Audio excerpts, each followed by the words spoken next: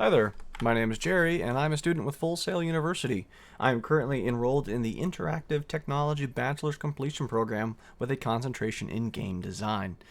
Today we're going to be looking at a vertical slice called After Hours in Chicago. It is a noir point-and-click adventure that I'm designing from the base floor up. The scope of this project is supposed to be very simple. It's only going to contain a small room, a character with click-to-move controls, a few interactable objects, an inventory system, an item combination puzzle, and a simple dialogue interaction. These make for simple, easy, and entertaining gameplay. The original concept origin was generated during Individual Learning Activity 2 using Claude by Anthropic. I bounced in between using Sonnet and Opus models to achieve the final revision of this concept. The original setup was that Sal the Toon appeared in the office. He was frantically pacing, going on about how he's being framed for a crime. He hid evidence somewhere in the office and gave dialogue to the player at the same time. Before I posted this concept for my assignments, I realized that narrative logic didn't quite make sense. So I immediately took revisions. I said, okay, well, Sal can't be in the room. That doesn't really quite make any sense. That does remove the dialogue problem. So, okay, let's introduce a secretary and we'll name her Loretta. The revision I came up with to fix the narrative logic is I had Sal come in, hide the evidence, leave a note, notify the secretary, and then he left. Somebody else came in between the player arriving and Sal leaving, and trashed the office looking for this evidence that Sal hid. They obviously don't want him to be exonerated. I was also really not liking the pencil rubbing whatever that Claude came up with, and that just kind of rubbed me wrong. Little fun joke there.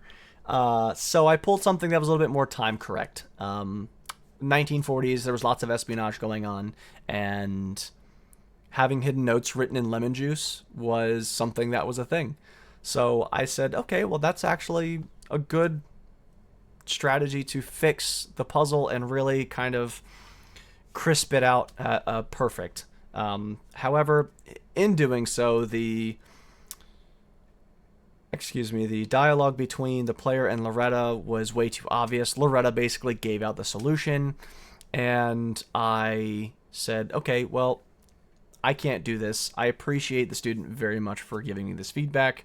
That was a very blatant point that I'd missed, and so I changed it to where Loretta only really gives hints and just confirms that there is a secret message written on a note somewhere in the office, and that there's evidence hidden in the player's office as well.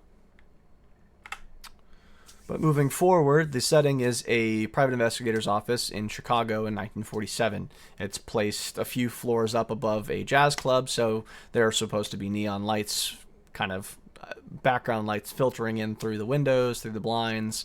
It's 1947. You're going to have the faint smell of cigarettes or cigars, perhaps a bottle of bourbon sitting over on a counter or something like that. Old school stuff, filing cabinets, typewriters, pen and paper, corkboards. Corkboards are really cool. Old rotary phones, because we didn't have push buttons just yet. So I took some generations from some other individuals online, kind of compiled them together into one little collage. That is what the first image is. The bottom two are examples of renderings. Those renderings were not created by myself. They were used under Creative Commons license to showcase more of a reference and setting. But the goal of the player in After Hours in Chicago is to find the evidence that Sal hid and exonerate him from this potential and unfortunate future. How does the player win, though? The player will win by combining the lighter with the blank note to reveal the secret message, which will say, "The honest frame." The honest frame will point to the PI certificate against the wall that has been crooked and tilted from the rummaging through the office. Well, once the player goes and lifts up the certificate, they'll find a taped animation cell on the back of the certificate. Additionally, a short quick note about animation cells. Back in the 1950s, 60s era of early 2D animations, animation cells were little small squares that were painted upon, and they were changed out numerously and in quantity to animate and have different frames, different scenarios, different backgrounds, to create the sort of animations that you see from the old school Tom and Jerry, Mickey Mouse cartoons, anything Disney, just old school 2D animation. So just a fun little fact there. There are 5 interactable objects within After Hours in Chicago. We have the desk phone, a blank note, the brass lighter, a framed PI license, and the filing cabinet. All of these 5 objects kind of create a bit of a story where the desk phone starts the puzzle. Loretta opens up and says, hey, this guy's Sal, he came by, he dropped things off. You gotta figure this out. The things that he dropped off are a blank note. Well, you're not sure what's on the note, but you do happen to have a lighter just kind of chilling nearby. That note and the lighter will show you to the PI license, and the filing cabinet is a sort of red herring that just says that somebody came through and kind of trashed everything. Well, you search through and you don't really find anything that was out of place. The puzzle chain, as I just described, is the player examines the desk and calls Loretta. Loretta confirms that Sal left things behind. The player examines the left behind notes, finds it's empty, but there's a hint of lemon. The player will examine the lighter and say, hey, the lighter can change paper in some way. Well, combining the two, you reveal the note that says the honest frame. That's supposed to be a sort of a pun to say, hey, the honest frame, where Sal is honest and he's innocent, and being a private investigator also means to be honest and to find the truth. So it's kind of a really weird puzzle joke, I suppose. Something I came up with Claude, or in collaboration with Claude. But the player examines the PI license and notices that it's not particularly sitting right. They go and they lift the frame and they find the animation cell that exonerates Sal from his crimes, and the slice ends by the cell being held up to the neon light from one of the windows and showing that Sal is in a different place than where he is being framed to have been. The current build is a fully blocked out one-room environment with placeholder furniture. There are still lots of polish and minute details and design features that can be included, and I definitely plan on really kind of giving this level a good polish. I feel like the setting that I have given here is absolutely has more room to be expanded upon, but we'll go through and take a quick walkthrough. So here, starting in the After Hours in Chicago office setting, this is your personal office. As you can tell, it's been trashed.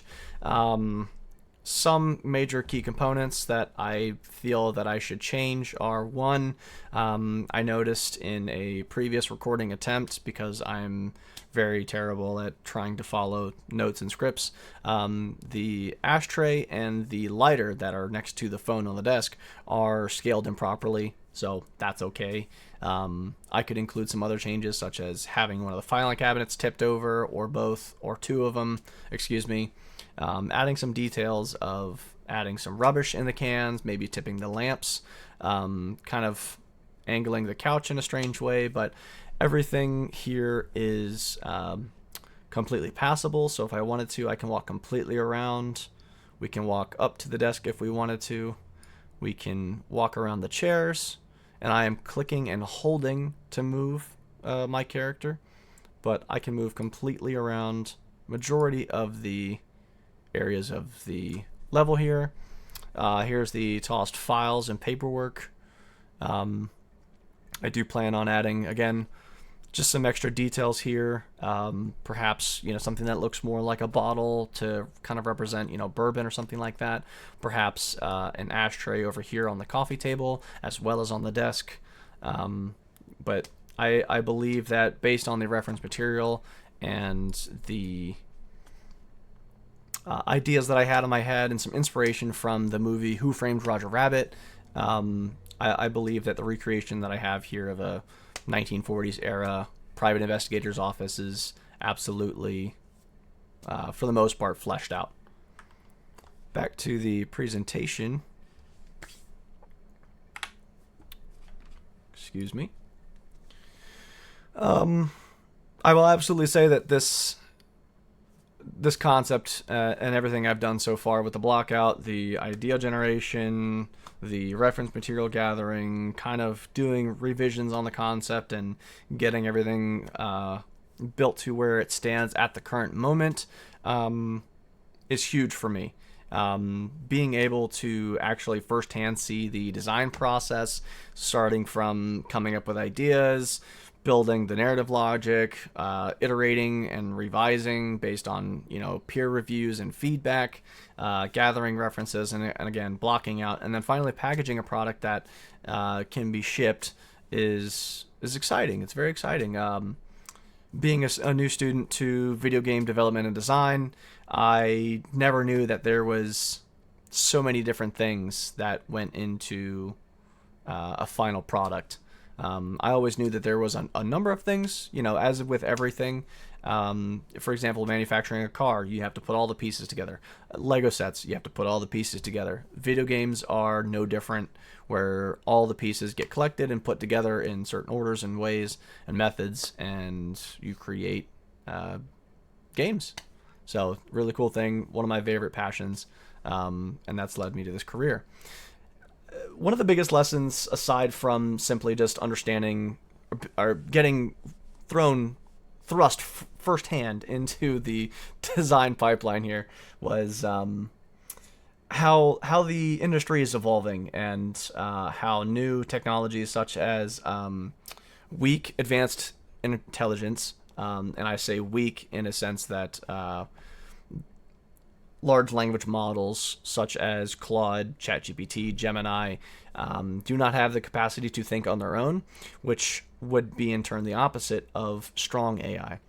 But these concepts from weak AI are very, very infantile, very unrefined, unpolished, and absolutely need feedback, review, criticism, and several revisions and iterations. For example, the narrative logic problem that I experienced and immediately iterated upon is a prime example of where just a bunch of words getting put together by a sort of program doesn't replace the human intuition. I think, however, starting over from square one, the setting up the narrative logic without having to revise it from the get-go, or just revise the narrative logic entirely and in its completed state before shipping it as the full concept would ease the design process. As I said, there were things that were missing that I could have done better.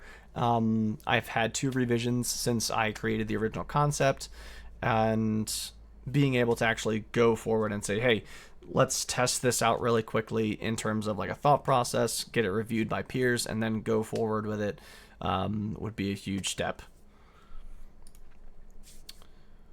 But as they say, all great and powerful people and everyone else on the planet likes to agree. World peace and palm grease.